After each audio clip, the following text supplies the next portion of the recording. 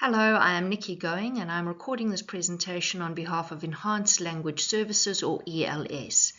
Today I'm going to be talking about advertising and how to answer the most commonly asked questions on advertising. I hope that you enjoy this presentation and find it interesting and useful. Please note that all the adverts used in this presentation are used under the Fair Use for Educational Analysis laws, and all rights belong to the original copyright holders of the advertisements. As each logo comes up, see if you can name the company or product associated with the logo. Note that you will never have to know this for an assessment. This is just to make you aware of how powerful branding and advertising actually is. Wait for the logos to play.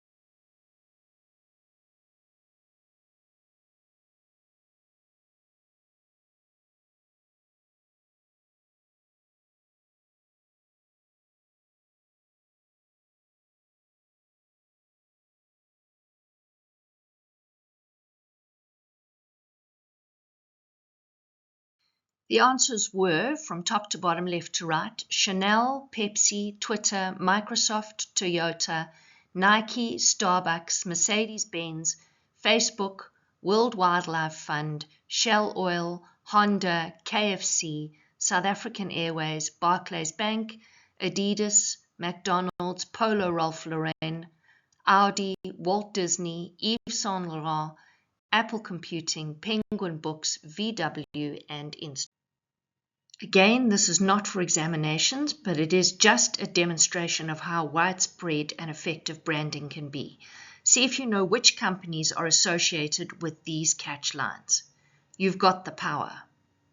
It's not inside, it's on top. 'n boer maak 'n plan. I'm loving it. Sheer driving pleasure.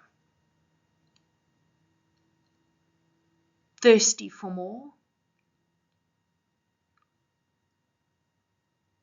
Kills 99% of germs.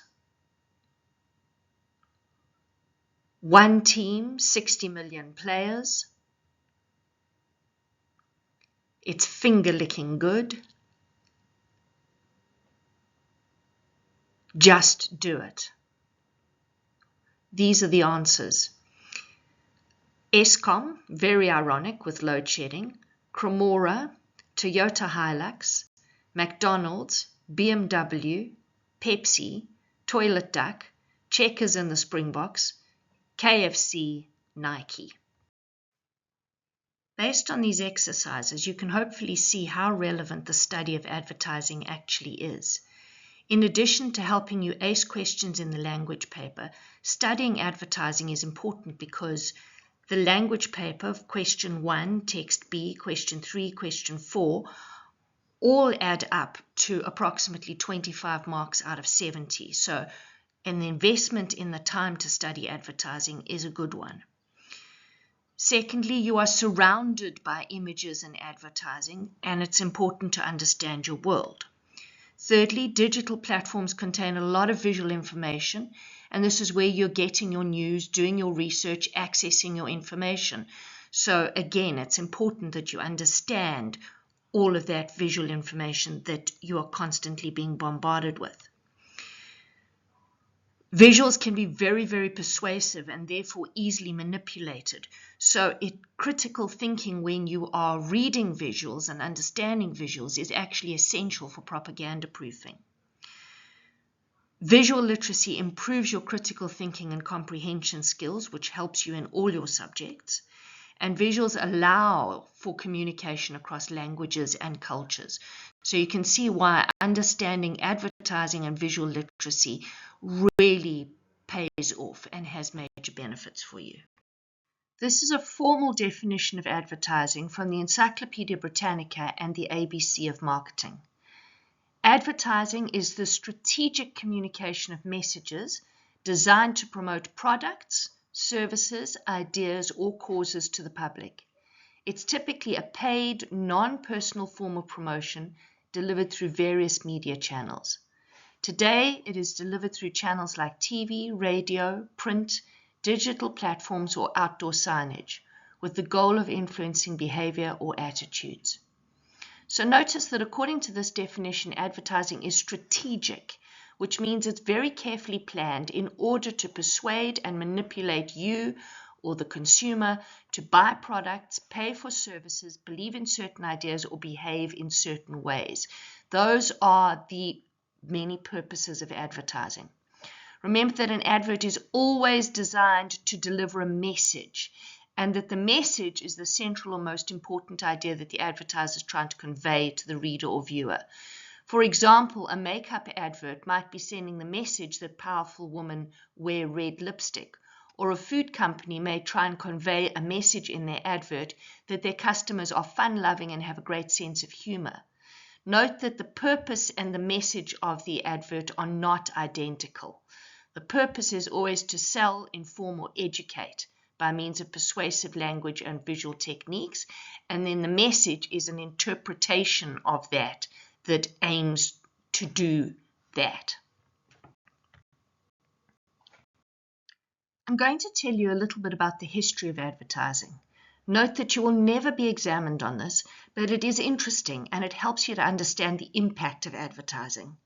Advertising has an extremely long history. The earliest recorded advertisement was made about 5,000 years ago, in about 3000 BCE. A slave owner in Thebes in ancient Egypt created an advertisement on papyrus in which he advertised to find his runaway slave called Shem and to promote his weaving shop at the same time. As you can see on his poster on the left, he's offering 1 gold coin for the return of Shem the slave and adds the modest boast, Hapu the weaver, whose shop is on the corner of the street in Sekhmet, makes the finest cloth in all of Thebes. Another very old record of advertising comes from ancient China. According to the classic of poetry, written between 1100 and 700 years before Christ, so we're talking nearly 3,000 years ago, sweet sellers used bamboo flutes to play tunes that advertised their candy. The tunes that they played are the earliest record of an advertising jingle that we know about. This cartoon shows how the development of technology has affected advertising. Before writing was developed, advertising was probably by word of mouth, with people traveling from place to place and calling out what they had to sell. People developed systems of writing from about 3,000 years BC, so approximately 5,000 years ago, and they started creating written adverts like the one in ancient Egypt that we've just discussed. Adverts were written on media like papyrus or leather scrolls, or carved into stone or clay tablets. This meant that messages lasted, and for the first time they could be easily transported from one place to another without changing. When the printing press was developed in about 1500 AD, adverts could be created on flyers, pamphlets, and in newspapers. Because printed material was now affordable, this was the start of mass media as more people learned to read and adverts could reach more people. This led to mass advertising and the use of early forms of branding as merchants competed for customers. So you've got read the latest indulgence for just a Florence.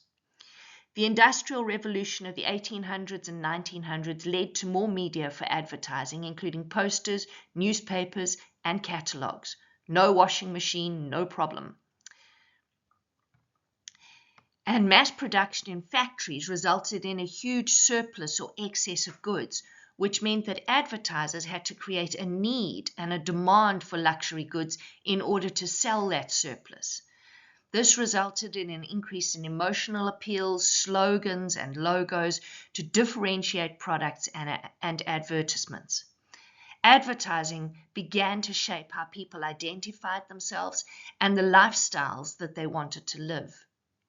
The technological revolution that started in the 1900s led to new media for adverts such as radio, television, and in cinemas. And you can see there, see it all in the toothpaste follies. As a result, audio-visual storytelling exploded, with jingles, mascots, and celebrity endorsements becoming common. Advertising actually became part of entertainment. Brands embedded themselves in culture, from soap operas to Super Bowl commercials. The fourth industrial revolution, from the year 2000 onwards, resulted in advertising on internet and wireless platforms such as social media, mobile apps, and via AI. The result has been very specifically targeted, data-driven adverts. Algorithms predict users' desires and target specific products to them. The result has been an increase in personalization and an increase in marketing by influencers. Notice how each revolution didn't just change how ads were made, it has changed why they worked. Advertising has moved from communal storytelling to seducing viewers by means of algorithms, and advertising has always mirrored the tools and tensions of its time, and it is as old as humanity itself. As you can see from these pictures, advertising has been around for a very long time, and the way in which advertising is delivered or the media used has changed, but the basic purpose of advertising has not. The first known printed advertisements in the Western world were made during the print revolution, which ran from 1472 to the 1800s. And the very first print advertisement that we know about was a book promotion advertisement made by William Caxton in 1472. You can see a copy of Caxton's printed Canterbury Tales, which is over 500 years old, on the right, and his monograph, which shows his initials, on the left. That monograph is a very early version of a logo. Caxton Books is still in business today, but advertising has obviously changed a great deal since William Caxton printed his very first advertisement. Once online adverts appeared in 1994, internet adverts have largely taken over from many print advertisements. Pay-per-click and social media soon dominated. Mobile ads now account for nearly 75% on digital spend on platforms like Google, Facebook, and YouTube, which have transformed the ability of advertisers to target very specific markets, as well as to reach huge numbers of people. Remember that the visual elements or visuals in advertising refer to everything that you can see in an advertisement. It's very important that you're able to evaluate how visuals influence meaning and perception. Identify and explain design elements such as contrast, emphasis, balance, and symbolism. That you understand the purpose, audience, and bias of visual texts, and that you can interpret tone, mood, and point of view in visual communication. I will explain what these terms mean as we work our way through advertising, but remember that it's essential that you understand those terms and you use them correctly when you discuss advertising. Always remember that advertisements consist of both visual and verbal information. Visual information is everything that you can see. Verbal information is everything that you can read. It is very important that you don't get the two types of information mixed up. As photographs and illustrations are an important aspect of many advertisements, we will start by discussing the basic way in which they are composed or arranged on the page in order to create a particular mood or to appeal to particular emotions in an advertisement. And as you think about each picture, consider the product or services or the behavior or ideas that each photograph could be used to sell or to persuade the viewer of. Think about these aspects in terms of the size of the main subject, the position of the main subject, the viewer's angle on the main subject, the use of color, the use of lines, what is in the background, symbolism, the mood that is created, and all of those visual elements that you can see. This is obviously a picture of a dog with his dinner bowl. Notice the point of view that the photographer has used. Remember that the point of view in a picture is the angle from which the viewer, that's you or I, experiences the scene. Here, the viewer's point of view is above the dog. And remember that the viewer's point of view is always the same as the camera's position. So you can see that in this picture, the camera is looking down on the little dog. Point of view is important because it has a psychological impact on the viewer. In this case, looking down on the dog makes us feel powerful because it makes the dog look small and vulnerable. And this highlights the feeling that this is a harmless dog and that he is cute and lovable. The fact that his bowl is empty also makes us feel sympathy for him. You feel like he's gazing into your soul, begging you to feed him. Notice how this picture has been taken so that the lines on the floor are diagonal to the sides of the picture or frame. They're not parallel to the sides of the picture or the frame. And remember that diagonal lines in a picture create a feeling of movement and tension in the viewer.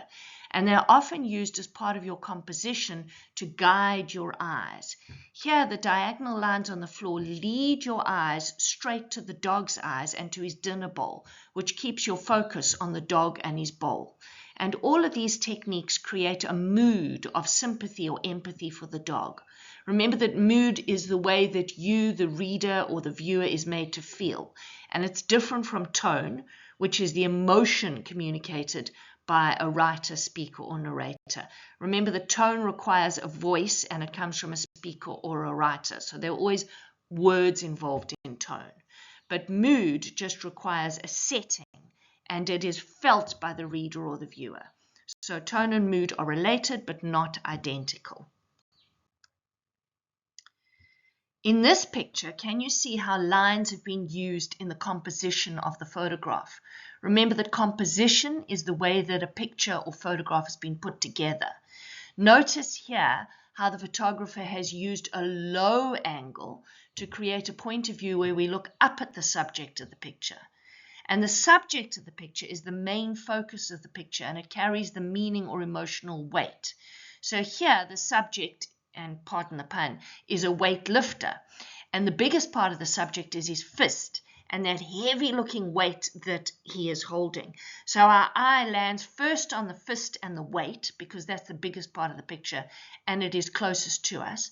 And it follows the line of the person's arm up to their head, which has been cut off at the top of the page. And the fact that we cannot see this person's face, the dark colors, the fact that we're looking up at that weight and that fist creates a mood of fear and tension and the unknown. And the low angle of the point of view makes us feel very vulnerable because it emphasizes or highlights the size of the weight and the person's fist. And it makes us feel as though we could get hurt. I'm sure you've noticed that half of the picture is completely empty and that all of the subject matter is on the left of the frame. So the photographer has composed this picture to balance that very threatening subject with empty space on the right. And think about how you might have responded differently to this picture if there was no empty space on the right. You know, try blocking off the right-hand side of the frame so that the picture is in the middle and see how that affects you emotionally. Perhaps you would not have felt like that there is a possibility or maybe even a need to escape. So remember that balance in a picture is the way in which the parts of the picture are arranged in relation to each other. Here, the balance is about the person holding the weight on the left and the empty space to the right of them, which achieves a specific effect. So to achieve balance, no part of a picture can be too full, too empty, or too chaotic so that the viewer struggles to see all of it. A balanced picture is one where all of the elements work together to achieve a specific effect. And you always want to arrange your picture so that the viewer focuses on the most important part of the picture and so that you are playing with the viewer's emotions and psychological response to the picture as though you are playing a violin. So in this picture, we're very, very close to the subjects of the picture, which are the loving couple. And that creates a very personal, intimate setting. We actually feel as though we're in their space and sharing this moment with them. And you might even feel that that's slightly uncomfortable. So remember that a setting is where a story happens, and it includes the place, time, and environment. And good photographs or pictures always tell you a story. In this case, the story is that these two people really love each other. We don't know anything else about the setting, so here, all of the information we focus on is to do with the psychological setting and the relationship between the two characters. Also notice how the lines in the picture, which are created by the woman's arms, and the line that runs through the top of the man's shoulders, they all lead us to focus on the man's face, particularly his smile. And notice how the photographer has used gentle pastel colors throughout, beige, baby pink, and those colors reinforce the mood of loving, happy, compassion, and a positive relationship. In this picture, look at how space and balance has been used. Here, the viewer's point of view is much further away from the subject than in the previous picture, and the angle of view, so the angle that we're looking from, is quite a low one. In the previous picture, it was an eye-level angle, which made us feel equal to the subject. Here, the low angle gives us a clearer idea of the setting in terms of place. It's outside, it's in a fairly built-up area. We can see buildings and telephone poles. Also, in terms of time, this is either early in the morning or as the sun is going down, and we know this because the sun is very low on the horizon and the colors are very bright, which happens at either end of the day. And we also understand the psychological setting, the way that the woman is moving with her foot in the air, her upright head, her arms flung out, all imply that she's happy or skipping or even running along. And again, if you look at the lines in this picture, you'll see that most of them are diagonal, which increases that sense of energy and movement. Most of your composition actually consists of empty sky, and that emphasizes the brightly colored balloons. And remember that sky, balloons, and bright colors all have connotations of freedom, joy, and happiness. So most of the connotations here are carried out by the sky and the balloons, which is emphasized by the balance and the composition of the picture. Connotations, as you know, are the cultural, social, and emotional meanings of a word or a picture. And balloons can be seen as a symbol of freedom because they float through the sky, they're not tied down by gravity, they have this bouncy, unpredictable movement, and all of that adds to their childlike quality. Remember that a symbol is when something concrete, either a person, a place, or an object, in this case the symbol is balloons. A symbol stands for an abstract concept or idea. So here the balloons stand for childlike joy, freedom, and happiness. Also notice that all the main elements in this picture are in warm colors. Warm colors are colors that have connotations of heat, energy, and intense emotions. They often have connotations of sunlight, fire, and passion. And here your warm colors are red and yellow. So your warm colors are any colors that contain a lot of red and yellow, for example, orange and pink. And you can see that this photographer has used all the warm colors, red, orange, yellow, and pink. And they carry those connotations of happiness, joy, and passion. Now, when you look at this picture, think about what it could symbolize. And I think you will see that the symbolism is very different. So, for example, if this picture was used to represent an emotional state, what would that emotional state be? You would probably associate this picture with things like fear, insecurity, or a sense of danger. You might have gone slightly more positive and said that the picture has connotations of bravery, strength, and adventure. Also look carefully at the composition. How has this painter, because this is a painting rather than a photograph, how has this painter created a sense of chaotic, wild movement of the sea and the vulnerability of the ship? Notice things like how small the ship is in relation to the wave that threatens to overwhelm it, and how the wave has been painted and frozen in space at that point where it's about to break over the ship.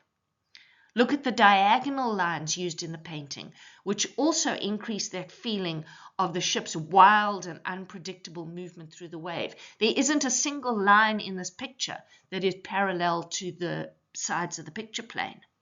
In terms of color, you can see the huge contrast with the previous picture.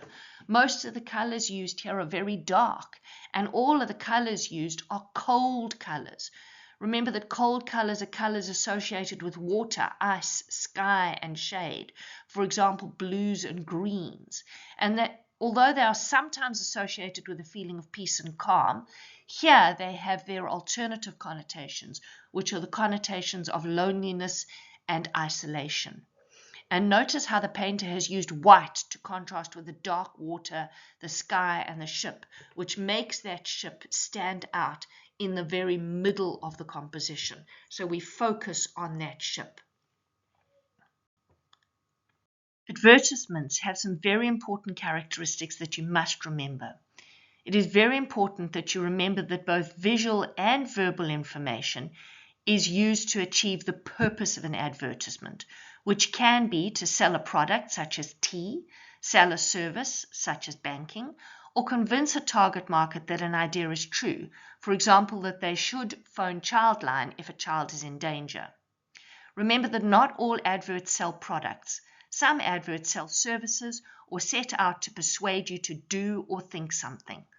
All advertisements are, however, persuasive. In order to advertise effectively, the advertiser needs to understand exactly what is being sold and what the benefits are for the buyer. They need to understand who they are trying to sell to, which is the target market, and therefore how they should design the advert so that it will appeal to that particular target market and sell their product. Important characteristics of advertisements. Advertisements are always structured creatively.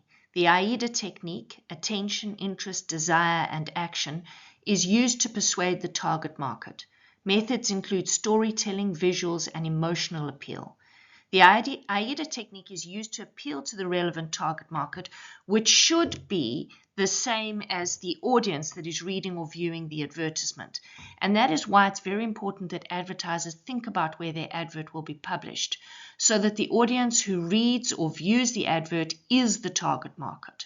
Remember that the target market is the people that the advertiser has created the advertisement for, because they are the people that the advertiser would like to have buy their product, service, or to convince them of their ideas. For example, if you advertise wheelchairs on Instagram, you have a huge audience of millions, especially if your advert is memorable in some way.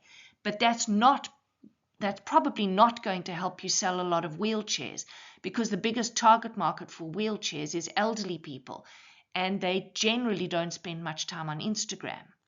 But if you were selling branded clothing designed for fashionable 20-somethings, then advertising in a financial magazine probably wouldn't work, because that's not a publication that many of your target market would read. Remember that visual and verbal information are both very important for persuasion. So always remember that adverts therefore consist of both visual and verbal information. And visual information is everything that you can see, while verbal information is everything that you can read. By branding, what we mean is the feel of a company, including the colors, visuals, and font that we associate with that company. Branding is both visual and verbal information that people associate with a company or a product, and it's a very important aspect of advertising, which will be discussed in more detail on the following slides. Branding is the feel of a company.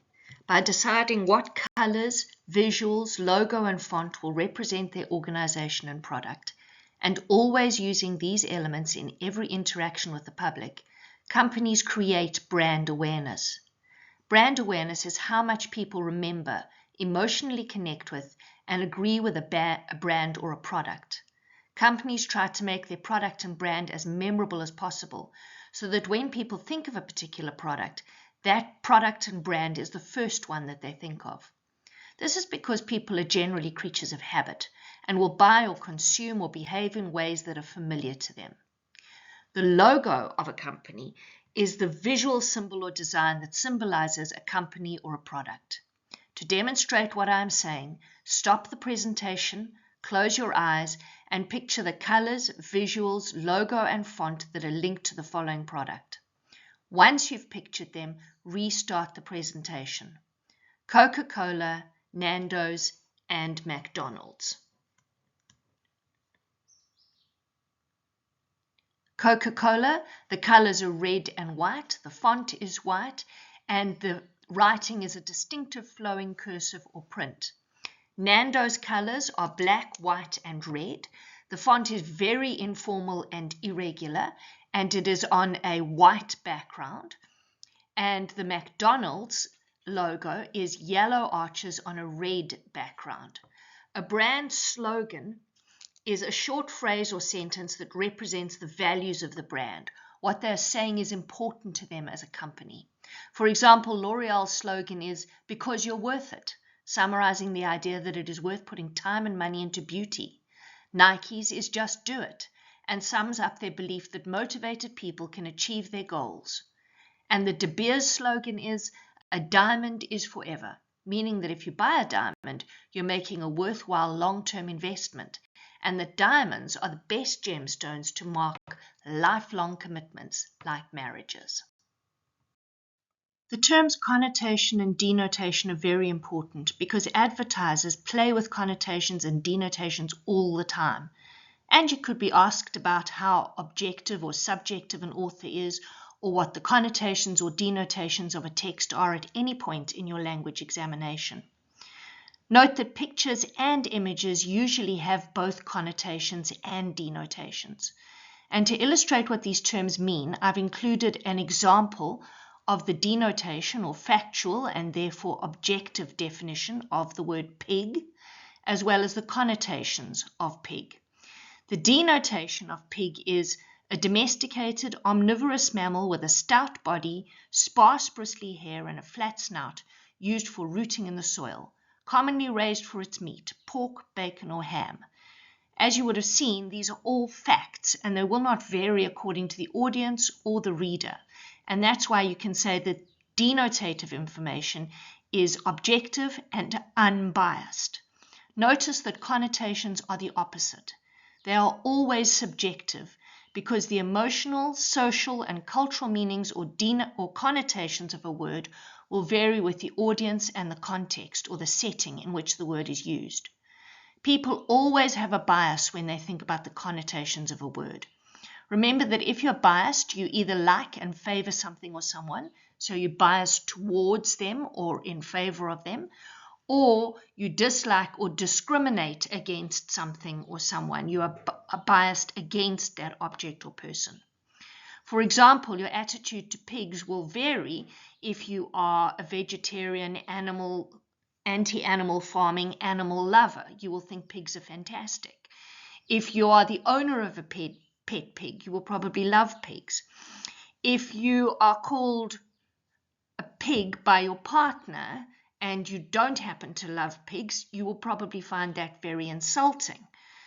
In Islam, pigs are haram or unclean. So as a Muslim, you will have a different attitude towards pigs.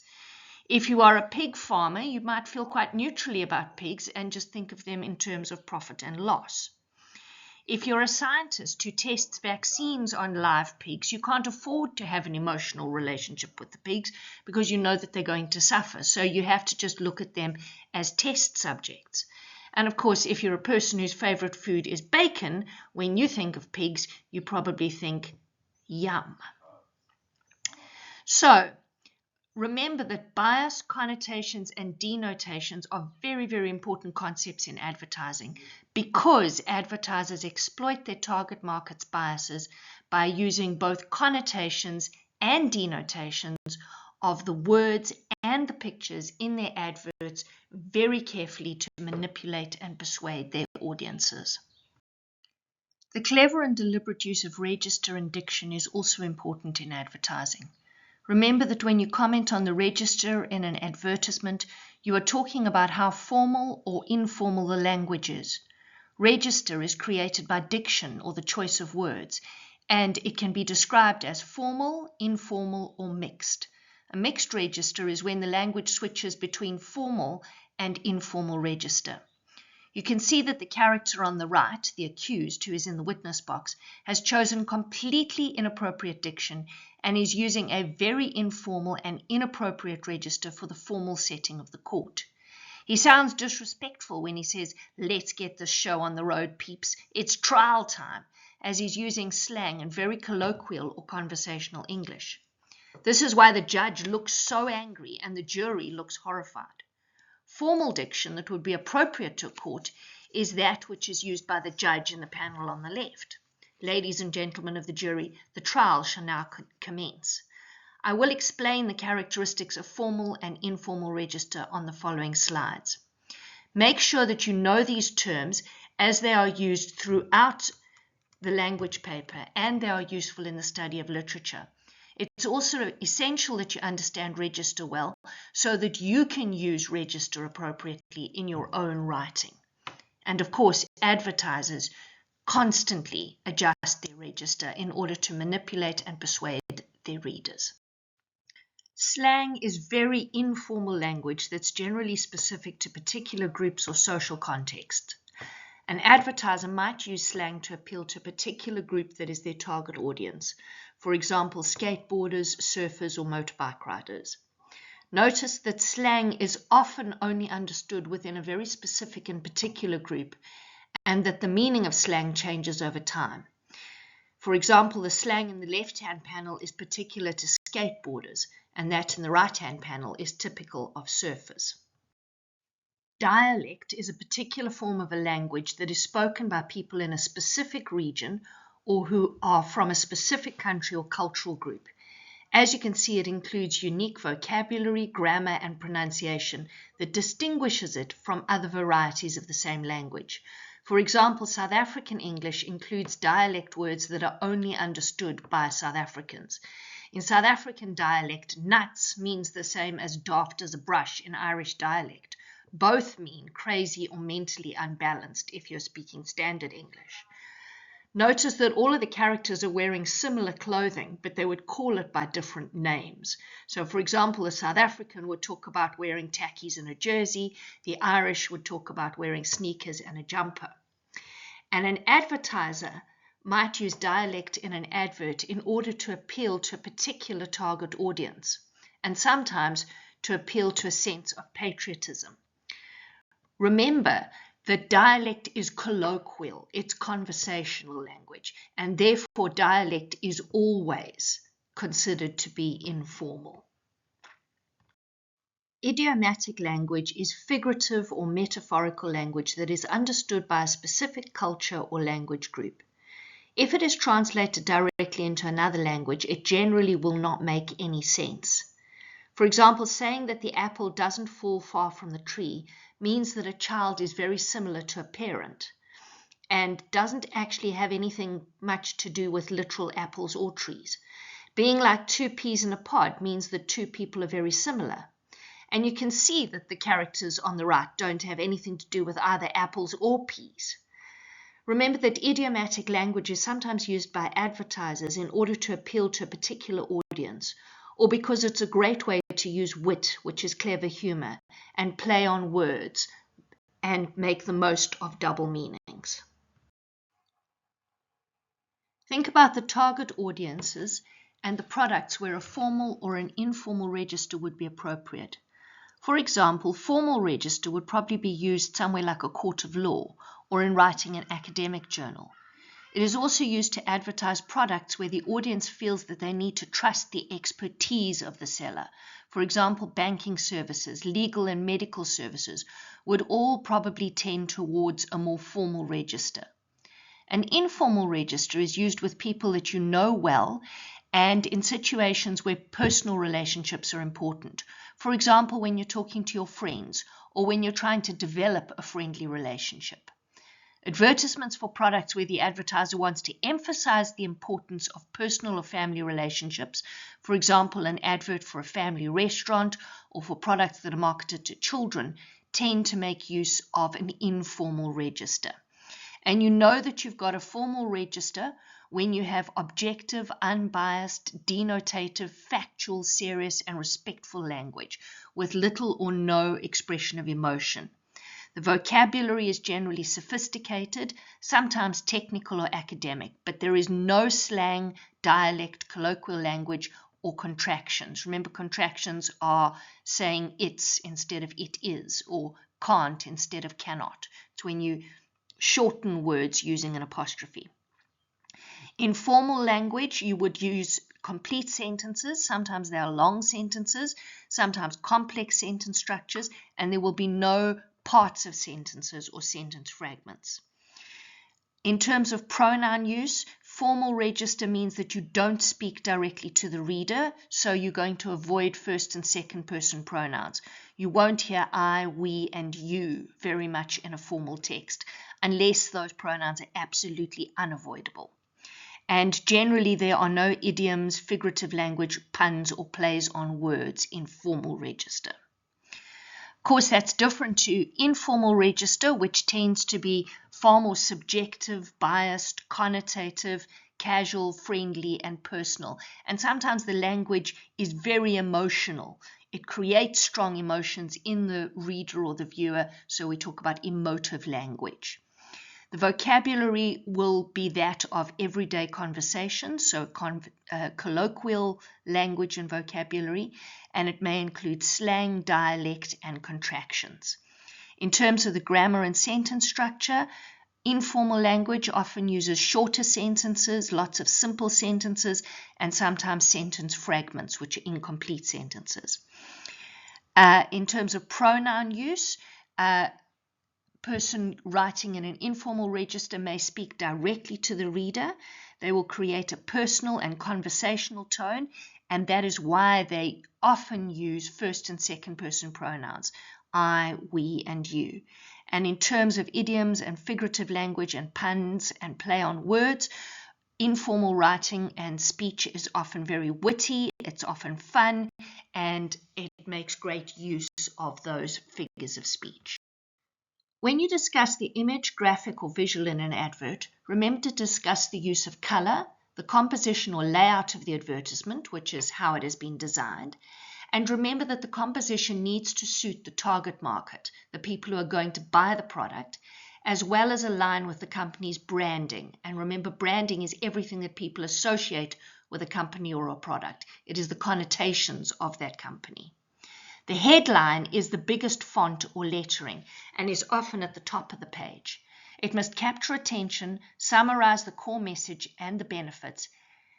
And here the headline is Watch Your Mouth, which immediately captures your attention because of the use of colloquial diction. There is also a play on words. Watch your mouth is idiomatic English, meaning be careful of what you say. But as Nando's also serves hot food, including peri-peri food, it can be read to mean something like, watch out, this spicy food might burn your mouth. The catchphrase is a memorable phrase that the reader or audience should remember. Here it is, hear the chicks clap back. This is humorous, and it helps to capture the reader or the viewer's attention. It is obviously a continuation of the play on words in the headline, implying that if you say something rude, the woman at Nando's might hit you. Remember that chicks is slang for woman and klap is Afrikaans, meaning hit, and both are examples of South African English dialect. The other meaning is that Nando's food is spicy, and this also applies as chicks can be seen as the chicken that Nando's serves, and the restaurant is saying that the chickens will clap or metaphorically hit you when you eat them because they are so spicy. And it is also used in the same way as in the headline. The body copy in an advertisement is the smaller text after the headline, and it's meant to keep the audience's interest. Here, the body copy continues with the play on words concerning hot food, saying that the customer might prefer to avoid a hot-headed ending to a delicious meal, i.e. being hit by a woman, and they might prefer to eat a delicious flame-grilled lemon and herb chicken instead.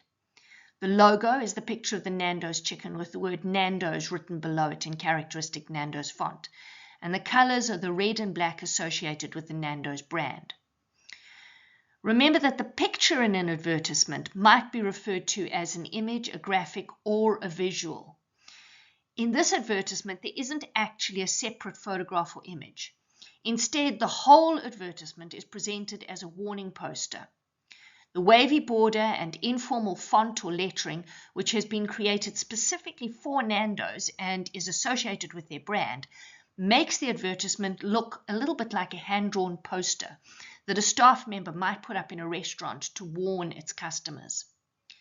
Based on the register, diction, and composition of this advertisement, who do you think the target market of the advertisement might be? Consider the fact that many women would actually object to being referred to as chicks or being compared to a chicken dinner. So on that basis, the advert is appealing to women who don't take feminism particularly seriously, and it's appealing to men who aren't very worried about being sexist or politically correct.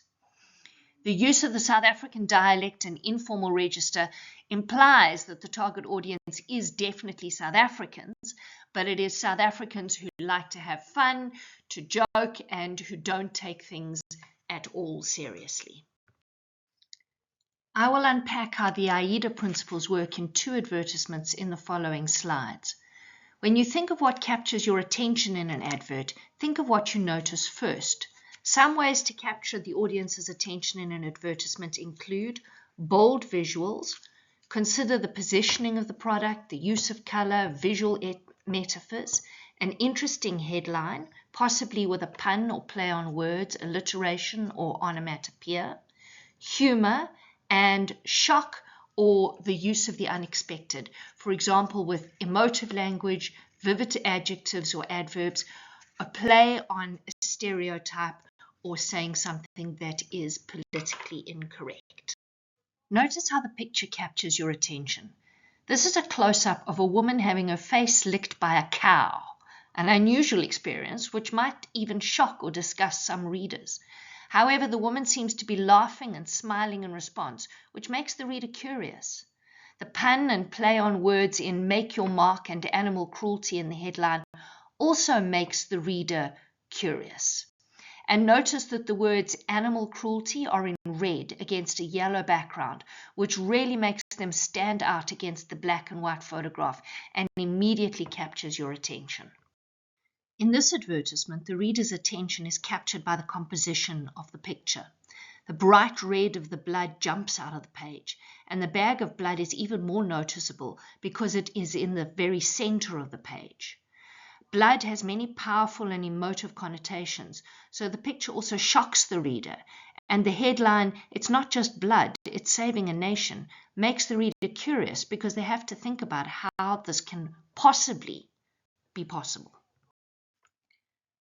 Once an advertiser has captured the reader's attention, they need to keep them engaged in the advertisement. They need to hold their interest, and to do so, they might use a variety of techniques. For example, rhetorical questions can get the reader to think about something and keep them engaged.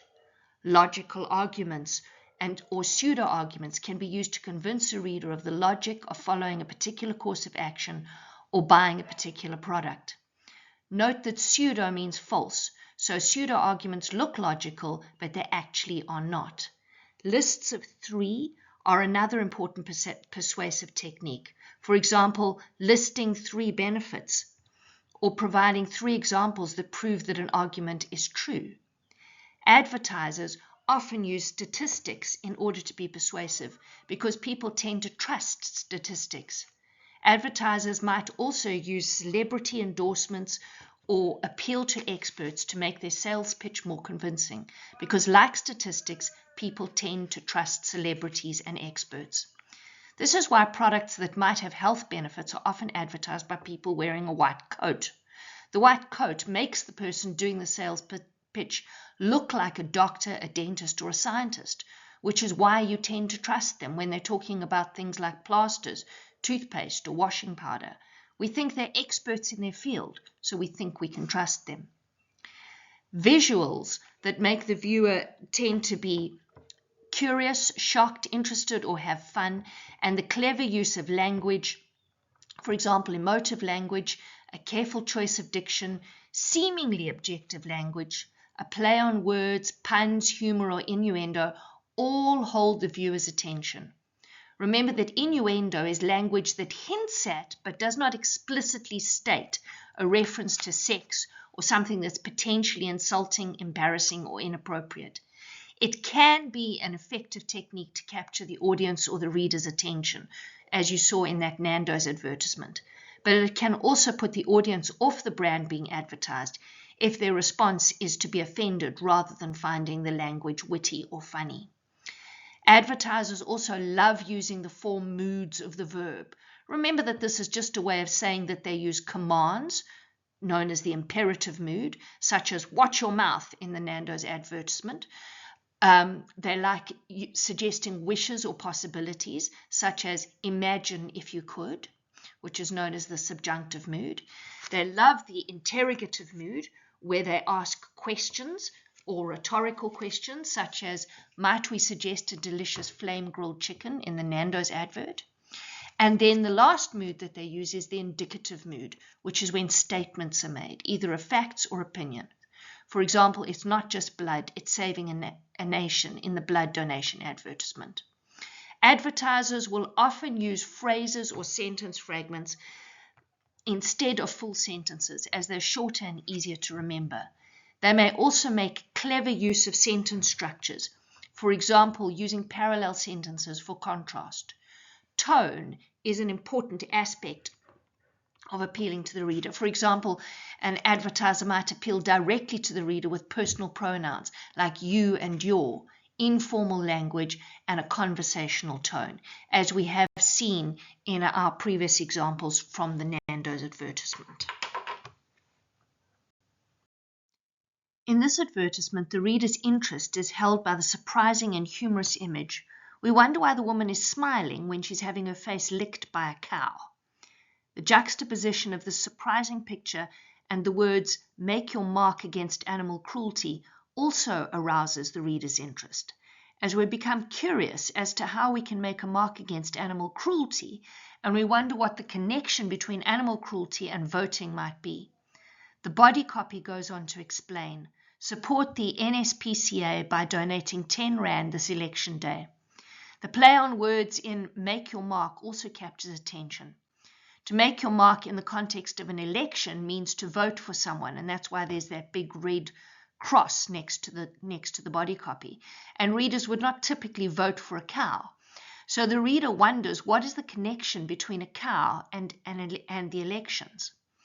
To make your mark also means to do something important that leaves a lasting impression or makes a positive difference. Here it is to help combat animal cruelty. The reference to animal cruelty can be understood literally as the cow being cruel to the woman by licking her face, which is humorous, as the advertiser clearly supports the idea of cows being worth caring for, and not as bad creatures who are capable of cruelty. Obviously, it also refers to the idea of preventing cruelty against an obviously affectionate animal like this cow. The clever use of juxtaposition with the words animal cruelty superimposed on the black and white photograph of the affectionate cow also holds the viewer's interest. The idea of cruelty is positioned close to the picture of the cow, that's juxtaposition, which creates an uncomfortable contrast and aims to make the reader wonder how anyone could be cruel to such an affectionate animal. Using the second person personal pronoun your also makes the reader wonder how they can make their mark in a different way to the way in which the woman in the picture is making her mark, because presumably there aren't that many people who want to be licked by a cow.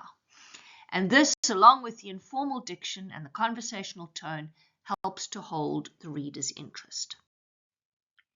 In this advertisement, the reader's interest is held by the picture of the blood, which contradicts the statement, it's not just blood. And that makes the reader wonder what else might be in the bag of blood, a disturbing thought which makes them curious. Notice how a parallel sentence, it's saving the nation, has been used to emphasize how donating blood is not just about giving up some blood. It is an action that saves lives. Remember that a parallel sentence is a sentence that is very similar to another sentence and which highlights the parts of the sentence that are actually different. The reader's interest is also held by the emotive idea that donating blood is not just giving a pint of blood. It means that you will save more than one life. Many lives is actually implied by the word nation. In this advertisement, the advertiser has used logical argument to encourage the reader to donate blood. And their argument is that people should donate blood because donating blood saves lives. Look at how the objective factual language, donate blood, your blood saves lives, is combined with emotive, connotative, subjective language. It's not just blood, it's saving a nation. Combining objective and subjective language is a very effective persuasive technique that holds the reader's interest. Also notice how the informal diction, for example, the use of the contractions in its, and the short sentences in which the reader is appealed to directly with the use of the second person pronoun your, also holds the reader's interest. When an advertiser appeals to a reader or viewer's desires or emotions, they're usually appealing to very basic and powerful desires and emotions that are sometimes not very obviously linked to the product. For example, an advertiser might appeal to a person's desire to be sexually attractive when they're advertising a car, or a person's desire for social status when they're advertising shoes. Some other examples are to appeal to a person's desire for safety, for example, to advertise a car with airbags or an antiseptic soap. Their desire for being a good parent when advertising plasters, food products, or vitamins. A desire for status when advertising luxury items such as jewelry, financial investment houses, or a desire for adventure with advertisements for some brands of cars, transcendence for some brands of sports gear. Appeals to emotion are usually based on Maslow's hierarchy, which is explained in the following slide. This diagram shows Maslow's hierarchy of needs. The theorist Maslow proposed this theory and diagram to explain what motivates people. His basic idea was that people need to have the needs at the bottom of the pyramid satisfied before they can pay much attention to needs further up the pyramid. For example, if someone is struggling to breathe as they are choking and their physiological need for air is not being satisfied, they are unlikely to be planning how to achieve their full creative potential or wondering about the meaning of their life while they are struggling to breathe. However, it is obvious that people often try to satisfy needs at several different levels at the same time. For example, I might make sure that I buy food in order to satisfy my physiological needs, while at the same time I'm studying for a master's degree in education in order to satisfy my need for self-actualization. All of these needs are very, very powerful, and advertisers generally try to appeal to one or more of these needs, depending on the product that they're trying to sell and what the needs of their target market might be. For example, if the product is a luxury car that costs a lot of money, the advertiser is very unlikely to be appealing to a physiological need, because anyone with the money for a luxury car is not worrying about how they're going to feed themselves or pay the rent. Instead, such an advertiser would probably appeal for a desire for esteem and respect from others, recognition and achievement, and they would be implying that winners and successful people drive that brand of luxury car. Another example is advertisements for food products. If the advertiser is advertising for a charity, for example, to raise money for a feeding scheme, then they will appeal to physiological needs. However, if the food product is not strictly speaking a staple food, they might appeal to a desire further up the hierarchy, such as for love and belonging. For example, an advertisement for tea that shows a person enjoying a cup of tea with a happy group of family and friends is appealing to the need for love and belonging. An advertisement that shows someone transforming into a Greek goddess when they eat a slab of chocolate is appealing to the need for self-actualization. And yet all three advertisements are actually advertising food. Whenever you're asked to analyze an advertisement, think about the underlying desires that the advertiser is appealing to, and keep in mind that sometimes these desires are quite surprising and not always clearly linked to the product. As you try to decide what desire is being appealed to in this advertisement, Think about Maslow's hierarchy of needs. So the advertiser wants to get the viewer to want to donate money to combat animal cruelty, and therefore the desire appealed to is for self-actualization, because the desire for self-actualization is the desire to live a purpose-driven, meaningful life. This is highlighted by the words "make your mark," which has the implications of leave your legacy, and it is linked to the idea that responsible people vote and responsible people donate money to prevent animal cruelty. By implying that if a person donates blood, they save a nation and that their blood saves lives, this advertisement implies that donating blood is actually a patriotic action that serves the country. Therefore, the advertisement is appealing to a desire for esteem and recognition and respect from the community, as well as the desire to lead a meaningful life by serving others. It is all very well to capture a reader or viewer's attention, hold their interest, and stimulate their desire for a product, service, or agreement with an idea, the AID of AIDA. But readers or viewers need clear instructions as to how to access the product, service, or behavior.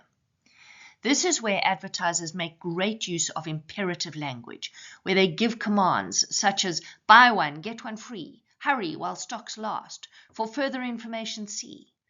Remember that an advert that does not get an audience to take action has failed. The audience must do something in response to the advertisement. For example, you might want them to buy, click, subscribe, wear their seatbelt, vote for your candidate, etc. Notice how nearly all of the text or words in this advertisement are written in the imperative mood, and they are commanding the viewer to do something. Here the reader is told how they should react to the advertisement and how they should take action. They must make your mark against animal cruelty and support the NSPCA by donating 10 Rand this election day. In this advertisement, the call to action is in the words donate blood. This is obviously written in the imperative mood. It issues a command, and it's followed by a reason. Your blood saves lives, which makes the call to action all the more convincing. I've included a list of all the vocabulary used in this presentation. If you make sure that you understand what all of these words mean and you're able to use them, you'll be well equipped to handle the whole language examination, not just the advertising section. Many of these terms will also be useful for the literature paper. I've listed the words in the order in which I used them, and I will just read the list to you so that you can hear the pronunciation. As I read the list, make a note of any words where you can't remember the definition and go back in the presentation to find out what they mean, or look the meaning up. Better still, think of an example in an advert where the technique is actually used. I'm now going to read the list. So useful vocabulary, message and purpose, visual versus verbal information, tone and mood, point and angle of view, subject, composition and setting, emphasis, balance and contrast, juxtapose or juxtaposition, symbol or symbolism, warm colors and cool colors, connotations or subjective language or biased language, and denotations or objective language, diction such as slang, dialect, idiomatic language, colloquial language, witty language or innuendo, target market and audience, headline, catchphrase, logo, slogan, moods of the verb, imperative, indicative, interrogative or subjunctive, parallel sentences and sentence fragments, and credibility. And I will also record a separate presentation where I take you through 10 of the most commonly asked questions in advertising, and I give you model answers. So look out for that, and hopefully you will find that useful as well. Thank you. I hope that you have enjoyed this presentation and found it useful. I've created this channel so that any learner or teacher who's working with the South African NSC curriculum can have access to detailed teaching and learning materials. If you would like to support me in producing these videos, please like and subscribe, and please, please, please pass the link on to any of your friends who would find it useful. Remember that advertising is not only an aspect of the matric exams. Grade 10s and 11s would also find this useful. You are also welcome to make a small donation to support this work. To do so, please use the PayFast link in the channel description. Thank you.